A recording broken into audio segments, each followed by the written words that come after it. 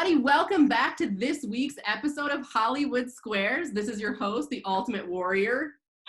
And today I am here with the lovely Ms. Cameron Clay. She is our prevention intervention specialist. I also read in her bio that she really likes the shape of tulips, and she also does a significant amount of underwater basket weaving. So let's give a hand up for Ms. Clay. Okay, welcome. And today Ms. Clay will be playing as an O. Okay, and then our other lovely contestant today is Ms. Emily Schbach. Emily, hey, it's really nice to see you. Welcome to the show. I read in your bio that you really enjoy cooking hot dogs and you love to take your ferrets on long walks on the beach. So it's really interesting. Hopefully you don't get those two mixed up and cook your ferrets. Okay. So anyway, yeah, welcome. Okay. And Ms. Schbach will be playing letter X today. So the way this game works is the contestants will have a chance to ask our esteemed guests some trivia questions. The guests will give their best guess, and the contestants get to decide, is that right or is that wrong? Ultimately, our contestants are trying to make tic-tac-toe on the board. Whoever gets tic-tac-toe first wins. Are we ready, players? Excellent, okay. Backstage, we flipped a coin, and O will go first. Ms. Clay, that's you. Who would you like to pick? Let's go with Derek.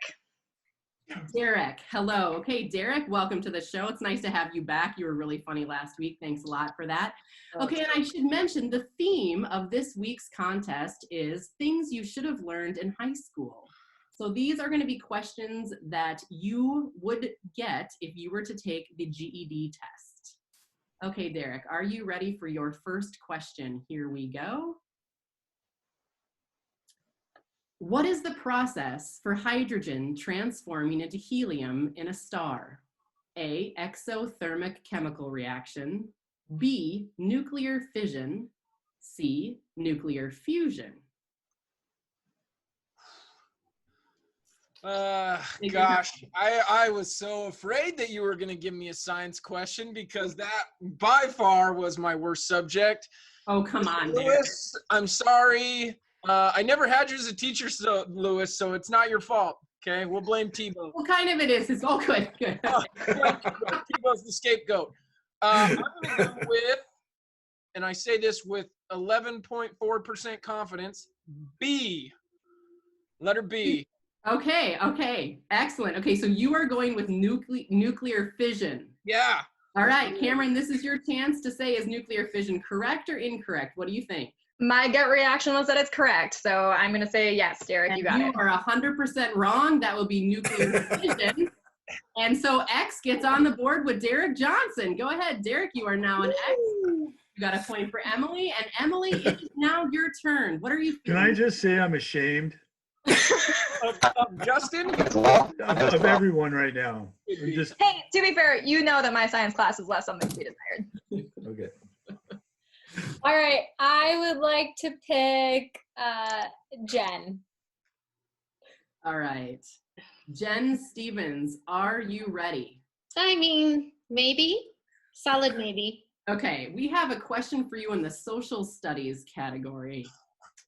The United States fought North Vietnam in the 1960s and 1970s, primarily to A, demonstrate U.S. power to the Soviet Union, B, spread democracy modeled on the U.S. system, C, protect U.S. trade interests in Southeast Asia, or D, prevent the spread of communism. Wait, did Derek have 4 choices too? Fair. No, I like him better, so I didn't give him nearly as Oh, many. golly. You know what? I should know this, and I probably do if I wasn't in this situation right now, which makes me nervous and forget everything. I'm gonna say, I think it was C. C, okay, and C. Or D. Yeah, C. We got pick one. Jen, that's not how this I'll just- game works. I mean, Let's we put can my argue for all of them, right? Sorry, Emily. Well, I have no idea. Wait, what did she guess? I missed it. I'll go with C. C, protect U.S. trade interests in Southeast Asia. Okay. Almost no confidence in it, but I'll do it. Okay. With almost no confidence in history at all, but I have confidence in you, Jen, so I'm going to go with your answer. And you absolutely should not have had confidence in her. No. The answer was D, to prevent the spread of communism. Come on. Well, that was my. Do I put this up? No, so now you put an O up. There you go. Okay, good. All right, we're looking at the board. We have an X with Derek Johnson, an O with Jen Stevens. Cameron, it is your turn again. What is your choice? I'm gonna go with Paul for this one. Okay, Paul, excellent. Okay, Paul, are you ready? Yes. Excellent. Look at him. Things you should have learned in high school. Paul, Okay. what is a gerund? A, another word for a run-on sentence. B, an intestinal disease. C, a phrase within a sentence set aside by 2 commas. Or D, a verb ending in ing that functions as a noun. What is a gerund? That's a hard one. Well, you go ahead and put that thinking cap of yours on, Paul, and Take it off. Are you sure it's not on too tight, Paul? I loosened my goggles. I will go with A. another word for run-on sentence. All right, Cameron, the ball's in your court. And I was never good at sports, so that's a terrible analogy. I'm gonna say you're wrong, Paul. I don't think that's it. You are 100% right, and he was 100% wrong. That is, yes, nice, well done. A gerund is in fact a verb ending in ing that functions as a noun, and that will put another O on the board with Paul Schbach. Paul, you're an O. All right. Now move over to Emily. Emily, it's your turn. What are you gonna do? I'm going to pick Scott. Scott. Okay, wait, I'm keeping track here of my X's and my O's. Okay, oh, you're going first. This is for the win. Yeah, this is Okay, a big deal. Scott for the win. Okay. Kind of a big deal. All right, this is really happening. Okay. The pressure's on, Scott. Okay, no pressure. Scott, okay. Are you ready? You just purchased a burger and fries for $5.75 at Zane Burger. You hand the cashier a $10 bill. The cashier hands you 5 $1 bills and a quarter. You, A, walk away and enjoy your burger. The cashier made the correct change. B, politely hand $1 back to the cashier. The change was incorrect. C, explain to the cashier that you need 2 more quarters. The change was incorrect. What is your answer? I use the additional dollar as a napkin and then throw it back through the window. I'm sorry, Scott. That was not an option. Would you like to pick some options? I think giving it back was an option. That's what I would do. Oh, okay. Okay, so in other words, you would say politely hand the dollar back to the cashier. The change was incorrect. Right. I Okay. agree. You are correct. And that puts Emily on the board with an O. It's Scott. Scott, hold up your O. And Emily has won this edition of Hollywood. Wait. I thought I was Oh, O's. put your O in. Time me. Oh, yeah, X. Oh, shoot. Oh, okay. I don't know what was wrong with that host. Officially blocked. Got rid of them. Woo! Okay. Sorry. Sorry, you guys. This is normally my gig. I don't know where that person was coming from. Okay. Emily has successfully come in with the block. I have clearly saved the game. And we are moving on. Cameron's about to squirt something out her nose. All right, Cam. Oh, okay. Compose yourself, dear. It's your turn. All Is right. that- Yeah, you really thwarted my plan there. So I know, sorry. By the way, it's really nice to meet you. You're supposed to leave this up. me? Yeah, Yes, please. leave that up. Yes, here we go. Wait, were you an O? I thought you were an O. Yeah, I think. Yeah. Jen was an O. Yeah, there we go. There we go. Falling apart. Now we're on the same page. I'm glad it's not just me. Thank you. Okay. Okay. Sarah. Okay, Sarah. Excellent. Okay, Sarah, hey, quiet there in the corner. Sarah, it's really nice to see you. We're so glad you're playing today. All right, Sarah, are you ready? Here we go. What is most likely the pH of a solution containing many hydrogen ions and few excuse me, let me start that question over. Sarah, what is most likely the pH of a solution containing many hydroxide ions and few hydrogen ions? Is the answer 6, 9, 7, or 2? Oh, Sarah, I am so sorry. We can't see you. Do you want to hold up the answer? You mean hear? You can't hear her? We can't hear. Now we're confusing senses, not only X's and O's, but senses. Oh my That's God. okay. Woo! Okay, We can't use this. This thing's not working for us right now. we can't hear you. 6. Okay, 6. 6 is Sarah's answer. Okay. Oh. I was really going to trust her judgment on this one. Okay. Probably wants to hold up other fingers that she cannot right now on Hollywood Square. Another Baker grad coming in with a very confident science question answer here. Oh. So we have more hydroxide atoms and fewer hydrogen atoms, right? Yes, that's correct. Yes. Okay. And she said that's a pH of a 6. Yep. I'm going to say she's wrong. She is, in fact, wrong. Right. It is 9. Duh. I learned that one in high school. All Mr. right. Lewis is cringing. Okay. You must have taken chemistry from Mr. Lewis if you knew that one then. You did take chemistry with me, and I'm going to go back and change your grade. Now, Matt, You are now on the we need board to with do an O for Cameron. Cameron guessed that one right. Excellent. Okay. All right. And Emily, it is now your turn. Well, to block Cameron again, I will pick Amber. Excellent. Okay. Amber Martinson. Amber, it is lovely to see you. Thank you. Last week. Sorry about that big toe. Anyway, really good to have you. And here we go. Here is our next question.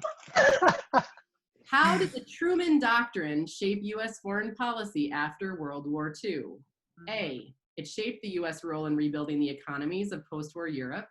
B, it led to U.S. military involvement in countries such as Korea. C, it influenced President Truman's decision to create commissions on civil rights. Or D, it led the U.S. government to refrain from interfering with the U.S. economy. What is your answer? Well, it would be nice if I remembered what the question was, but since I don't, I think it is a solid A, and that's my final answer. A, so your answer to how did the Truman Doctrine shape U.S. foreign policy after World War II is it shaped the U.S. role in rebuilding the economies of post-war Europe. Emily, is that the answer? Yeah, I'm gonna go with no. You are correct. It is not the right answer. It led to U.S. military involvement in countries such as Korea. Emily, that puts you on the board, and you have successfully blocked with an X. Amber with an X. There you go. Okay, wonderful. Cameron. All right. We are going to go with the one and only Dave Lewis. Help me. No. that's me. Dave, that is Dave Lewis. Okay, Dave, we're finding a question for you. I'm just going to go with B. Fun. Okay. Fun and not science related. Dave Lewis, are you ready? Yeah. You need to identify the correct word that will complete this sentence. Chocolate. Dave's answer is chocolate. No. Okay. We worry that a request for funding may affect our nonprofit status. Is that AFFECT or EFFECT? Dave Lewis, it is your turn to answer. Who cares? It's English. It's not science. I don't. I think you're playing with fire on that one. I'm going to go. Sorry, Jen. No. I'm going to go with A, affect. And I would agree. You two are correct. Excellent. That puts Cameron on the board with an O at Dave Lewis. All right, Emily, your I think turn. we just won. Didn't I just win? Oh. Sarah, Dave, and Paul. Oh, you did! Ding, ding, ding, ding, ding, ding, ding. Oh! You are correct. I am so sorry. For For the diagonal win, Cameron Clay is our winner this week. Cameron, with that, you get a fully expense-paid trip to Hawaii, a new Cadillac, and a microwave oven. I'm gonna use Give me a that microwave. The microwave. Give me a microwave, please. And a lifetime supply of Tab, because when I was researching Hollywood Squares, they literally had an ad for Tab on, and I was like, We should switch that with toilet paper. Lifetime supply of toilet paper. Charmin Hefty. Nobody needs Tab anymore. Toilet oh paper's a my thing. gosh. Should we Wow. ask Jordan and Matt a question just for fun? Sure. Let's do So it. your turn, Emily. You ready, Jordan? If I'm the one being chosen, I guess. Yeah. Sure. Not chosen, judged, actually. Judged? Well, you gonna judge this? Come on. Early judge. Real. Let's get real. Okay. Let's go. ready, Jordan? Who became the commander of the Confederate Army of Northern Virginia at the beginning of the Civil War? Was it Robert E. Lee, Thomas Stonewall Jackson, Jefferson Davis, or Abraham Lincoln? You know, Abraham Lincoln was probably the most important Confederate soldier, so I'm going to say Robert E. Lee. You are 100% correct. Whoa! Hey, we didn't give Emily a chance to Science say whether teacher. that was better. It's a science teacher. All right, Matt, you want a question? Yeah, let's do it. All right. I've only gotten one right so far, so I'm going for 2 right here. I feel like we didn't really get enough math in here. All right. And we know that Matt taught math, so we need That's to give him right. some Let's more do math. math. All right. Bring math. Let's You do want to this. purchase a new 85-inch flat screen. You can either pay the list price of $2,699.99 today, $135 a month for 24 months, or $85 a month for 36 months. Which should you choose in order to pay the least amount of money over time? You know, I think I'd like to pay more than list prices. So I'm going to go with A. You are correct. $2,699.99 today is the right answer. You know, if they ever give you an option, you always got to go with buy it now if you want to pay the least amount. That's right. Thanks, everybody. That was Hey. fun.